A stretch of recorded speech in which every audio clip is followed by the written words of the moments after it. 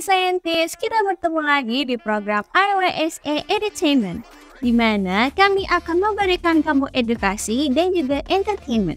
Kalau di episode sebelumnya, kami sudah mengajak kalian jalan-jalan ke Aceh. Kali ini kami akan mengajak kalian jalan-jalan ke ibu kota Indonesia, yaitu kota Jakarta.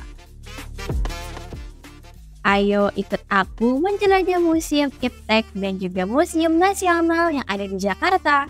Tapi sebelum mulai ke videonya, jangan lupa untuk like, komen, dan juga subscribe ke channel ini. Let's go! Kalian pasti sudah tahu kalau Jakarta punya banyak banget museum yang bisa dikunjungi.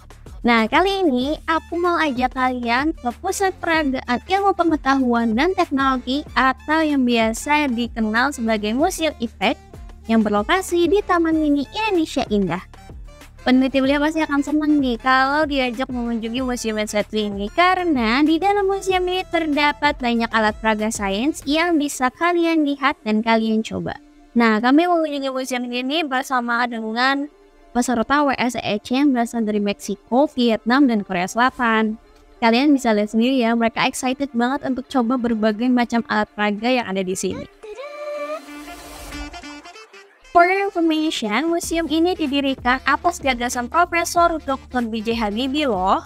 Beliau mempunyai keinginan untuk mencerdaskan masyarakat Indonesia melalui ilmu pengetahuan dan juga teknologi. Museum ini awalnya dibangun di gedung Terminal Base Skylift TMII dan diresmikan secara langsung oleh Presiden Soeharto pada tahun 1991. Nah, seiring perkembangannya, museum ini menempati gedung baru yang terletak di poros utama kawasan timur TMII, menghadap langsung ke Monumen Persahabatan KTT Non-Blok dan diresmikan oleh Presiden Soeharto pada tahun 1995.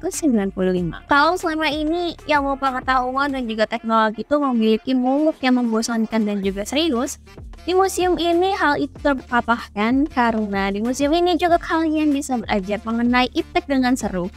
Ada kurang lebih 250 alat peraga yang bisa kamu coba di museum ini.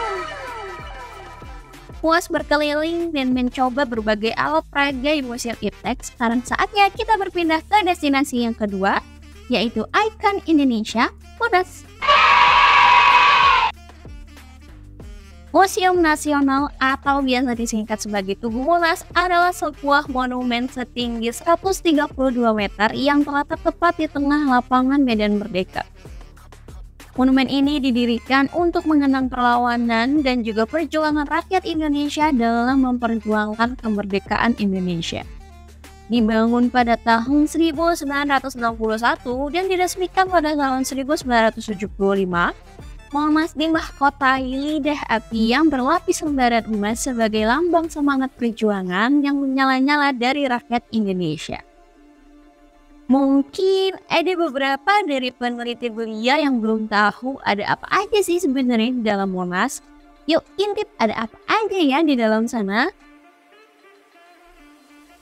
Untuk menuju ke Tugu Monas, teman-teman bisa menaiki kereta wisata.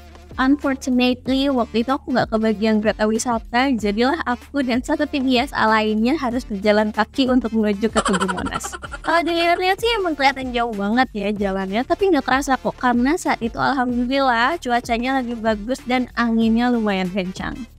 Jadi berasa adem deh. Untuk masuk ke Monas kita tidak perlu merogoh kocek terlalu dalam karena harga tiketnya sangat murah, mulai dari Rp2.000 kalian sudah bisa masuk ke dalam Monas. Begitu masuk di halaman luar Monas terdapat relief yang menggambarkan sejarah Indonesia.